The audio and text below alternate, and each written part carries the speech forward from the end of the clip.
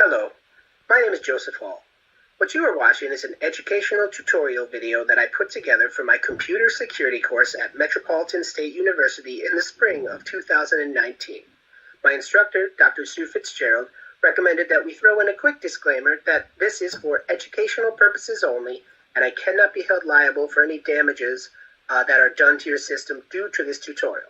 Now, with that being said, I don't see how the actions in this tutorial could in any way damage your system, but let's just put that out there right away. Okay, I hope you're ready. Let's get to the tutorial. Okay, so, as we had talked about, this tutorial is about an introduction to basic authorization types, roles, and views in MySQL 8.0. My name is Joseph Hall, and this is for my computer security course in the spring of 2019 at Metropolitan State University. Now, before we begin this tutorial, I'm going to mention that I assume that you have a basic level of understanding of relational databases. With that said, we'll get started. So the first thing we want to look at are the types of authorization. We're going to touch on 4 types to start. The first type is the authorization to read information in a relation. What this means is that by using the select command, which we'll grant a little bit later in our tutorial, the user will have the authorization to read information in one of our tables. Now, this is probably what would be considered the lowest level of authorization, as at this point, the user is not able to affect the database in any way. They are only able to reference the database in queries and things of that nature. The next level down is authorization to insert new data into a relation. At this level, we are here. The user will have authorization to now start to enter data into the system. Now we start to deal with our data integrity, and so we need to be careful about who we give this authorization to. Any of these remaining 3 authorizations, really. These remaining 3 authorizations are going to allow the user to affect the database, and we want to always remember to use the concept of least privilege. So whatever the user really needs to be doing in the database should be all that that user is doing in the database. Any excess authorizations could cause problems in the future to our data integrity, and we always are trying to mitigate that risk, of course. The third authorization level here is the authorization to update existing data in our relation. This authorization is a little bit less dangerous, but again, something to think about. And of course, these authorizations are separate because you might have a user that you only want to be updating the schema, the outline of the database that is already created, but never inserting new data into the database. Okay, and finally, the last authorization is to delete data from a relation or to actually delete the entire relation itself. So don't worry if some of this isn't making sense to you. We're going to hop into a tutorial right now. I'm going to take you through it step by step. So let's do it.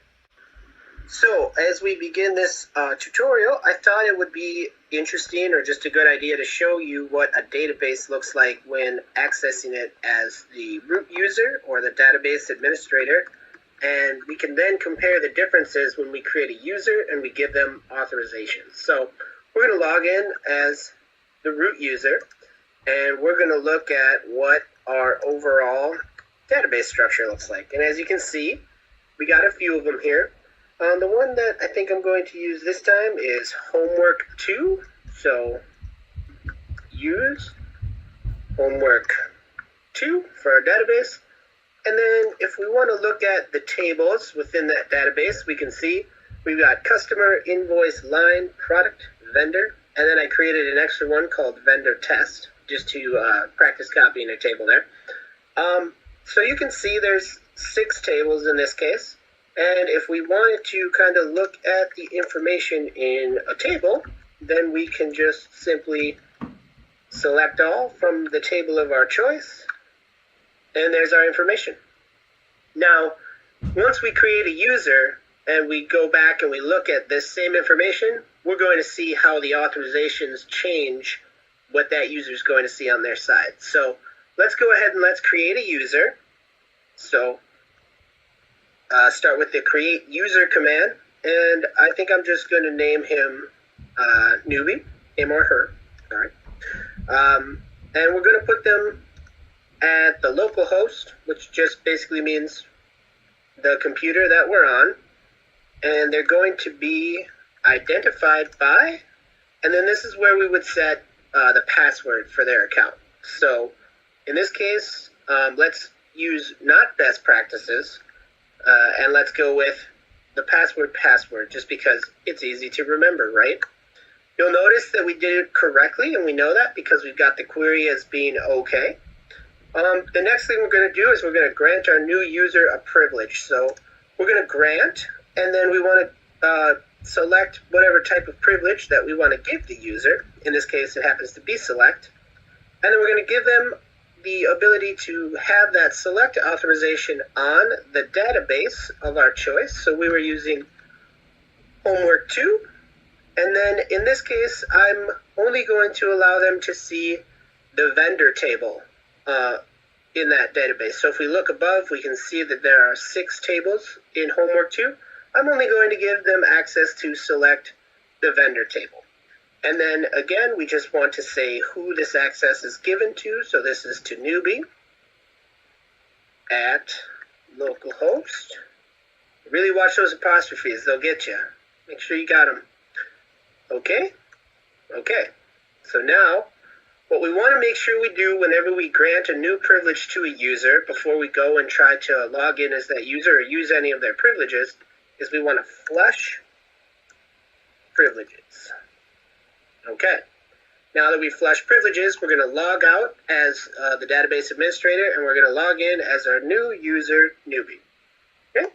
So the way we do that is we're going to click here, go down to properties, and if you look at this target, you can see in the field here it says -u root. Okay? That's going to be the name of our user here. So we don't want to be the root user anymore. We now want to be newbie instead. So I've got -u newbie. Okay? We'll apply those changes. We need to be administrator to do that. That's fine. Okay. I think my control is in the way there. And we'll say okay. Okay. All right. We'll log back into our command line client, and we'll enter the password. Remember, it's password. Now, if as the user we look at our database options, okay, we can see that we used to have a ton of databases to choose from, and now all this user can see is homework 2 and a default one that is added called information schema. If he wants to show tables, got to select the database first. Thank you very much. Okay, so we'll pop into the database, and then we will show tables. And as you can see, even though we know that there were 6 tables in our homework 2 database, he's only allowed to see the one, vendor. But since I gave him the ability to select all the information from vendor, he is able to see all the information from vendor. We'll talk a little bit later about how I can change what a user can see within a certain table. But for now, hopefully you can just see the difference in the overall look of the database when logged in with full grant permission and with just select authorizations. That's all I wanted to show, so let's move on. Okay, great. So now that we looked at the types of authorizations a little bit and we saw kind of how authorizations work in practice, let's move on and let's talk about one more thing here, and that is roles. So we wouldn't want to take the time every time a new user came into our organization to assign each and every privilege to that user and then have different users with so many different types of privileges and things like that. So what we can do instead is we can create a role. And we can say, for example, like a teacher. Any teacher that's coming into the organization is granted a set list of privileges, And then all we have to do within the database is say, okay, this user that we're adding to the database, this user is a teacher. And then what we'll see is that the roles are going to allow for the custom setup of authorizations based on the user-defined descriptions. So in that case, in my example, we were talking about a teacher. And by assigning the user to that role, again, they would have that custom authorization already set up for them. The roles save a lot of time, and they reduce the amount of repetition needed when granting authorizations, because like we had discussed a little bit, if every time we got a new employee we had to go into the actual user itself and grant the privileges, we'd be wasting a whole lot of time there. And authorizations are added to roles in the same way that they are assigned to individual users. So what we're going to do next is we're going to go into the database, we're going to create a role, we're going to assign our privileges to that role, and then we're going to make our user a member of that role, and then they will have those privileges as well. One important thing to know about privileges is that roles, is that it's usually a good idea to chain your roles. And so what that means is, let's take a university example. We might have a teaching assistant, and then they have a certain amount of authorization. And then we might have a teacher, and they have a certain amount of authorization. And then we might have, say, the dean, and they have a certain amount of authorization. Well, it makes sense that the people that are higher up the food chain inherit authorizations and roles from those below. So a teaching assistant would only have the role and authorizations for teaching assistant, but a teacher would have the role of both a teacher and a teaching assistant. And the dean would have the role of the dean, but also the role of a teacher and a teaching assistant. He would have all the authorizations at that point. So hopefully that makes sense, and we'll take a look at it in the database. Okay, here we are. We're back in our root user, and we are now going to look at creating a role. So we're going to create the role of Ninja, and we create it kind of the same way as we create a user. You'll notice that there's a name and then a host section as well. So we're going to create Ninja. Okay, so now that we've got our role, now just like with a user, we're going to grant a certain amount of authorization. So in this case, we're going to grant select on homework 2. We'll still stick with that database, but this time we're going to give all tables to, and then in this case, where we would normally have put our user, where we wanted to grant those authorizations, we're now going to put our role instead. So we're going to grant it to Ninja. Okay, now what we want to do is we want to grant Ninja, okay,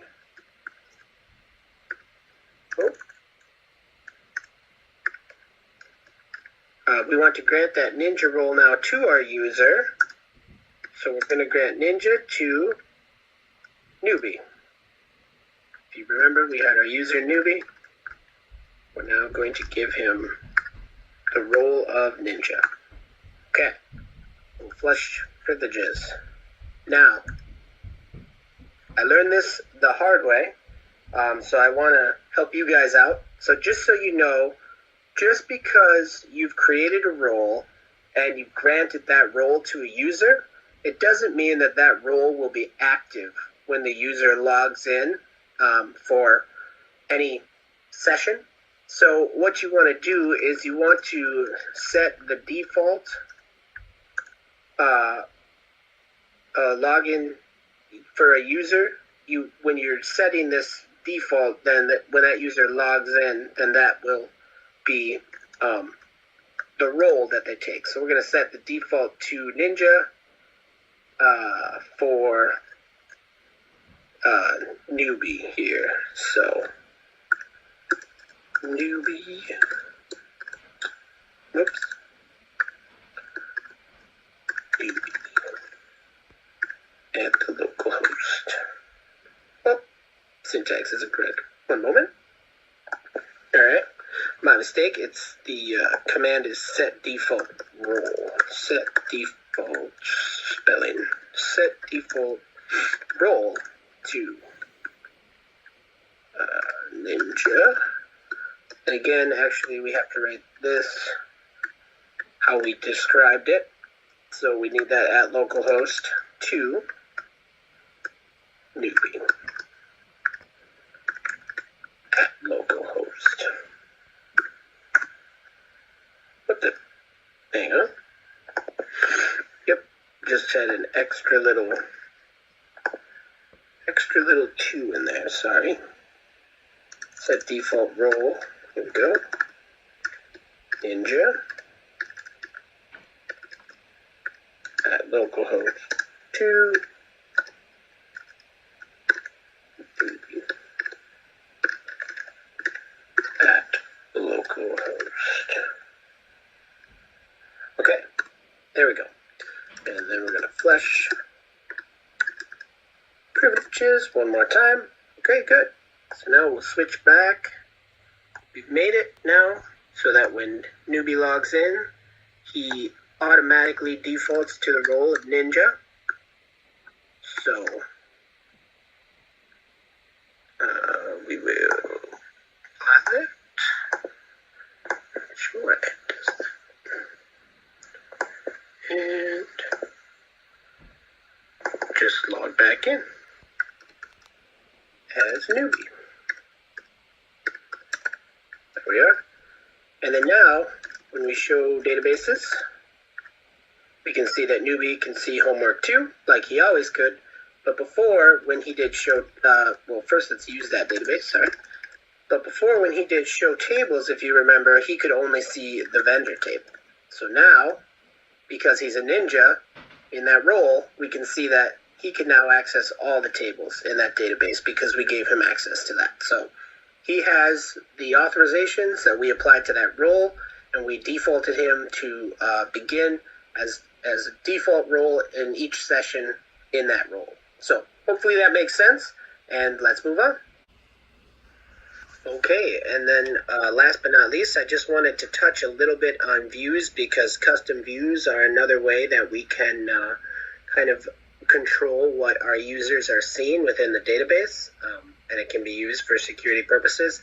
So what I did already, and I'll just kind of walk you through, is I created a custom view in the homework 2, and I created a custom view of the customer table. So if we show tables here, and we show the customer table, sorry, hopefully it was that easy, you can see that I have created a few different views of the customer table. So first, what we'll do is we will select all from the customer table, and we can see here that this is what the table looks like. So what I decided I would try to do with the view is create a view that doesn't give out the customer's phone number, because maybe that's not information that we need the person that's accessing this table to have necessarily. That's something that we want to store in the system, but we don't want this person grabbing the phone numbers of our customers and, say, starting their own business on the side or something like that. So we don't want them to necessarily have a way to be able to contact the customers. So what I did was I created a view. And the way you do that is you would just say create view, and then you would name your view. So in this case, you can see I did customer view 1 and 2. We're going to look at 2 mainly because that's what I did. So say it would be name, and then you would create it as, and then you're going to choose to select, and then in your select field, you're choosing each one of the columns that you want from that table, basically. So all I did was I selected all the columns except for that last one, customer phone. And then after doing that and creating the view, you can see the outcome here. If I do select all from customer view 2. Now you can see it's the exact same table, pretty much. Looks like it got a little bit different order there, just how I typed them in probably. But it's the same information in the table, but you see now that we don't have the customer phone number showing. So they will not have access to that customer phone number. So then what I did is I granted a select all, or a select on, the view that I created. So I did grant select on the table, or the view, which in this case is customer view 2.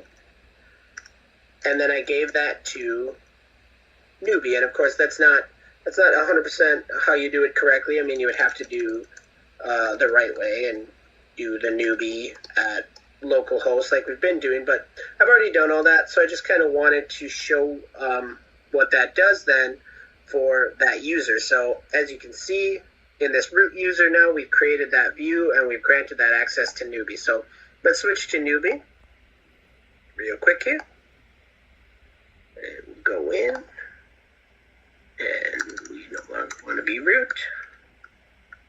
We want to be newbie. Apply it. We know we got to move that. Continue. And okay. So then now when we go back in as newbie, and we do show databases, we can still see homework 2, our database. But now when we do show tables, first we got to use it. Always got to use it. So we use our database. But now when we do show tables, you'll see that he doesn't see the customer table. He or she doesn't see the customer table. They see the view that I gave them in order to see. So if they select all from what they can see there of customer view 2, gotta do from customer view 2, then we can see that they're going to get that information, but our phone numbers of our customers are going to stay nice and private. All right, so that's it. I hope you learned a lot. We went through quite a bit of stuff. So if you think about it, we looked at the different types of authorizations. We looked at how to create a user. We looked at how to grant those authorizations to the user. And then we also looked at how to create a role instead and grant authorizations to the role, and then grant that role to the user. And then we also touched on, just at the end, a little bit for custom views. So I hope that this was informative and that you take that information and go and be a database administrator. Thank you very much.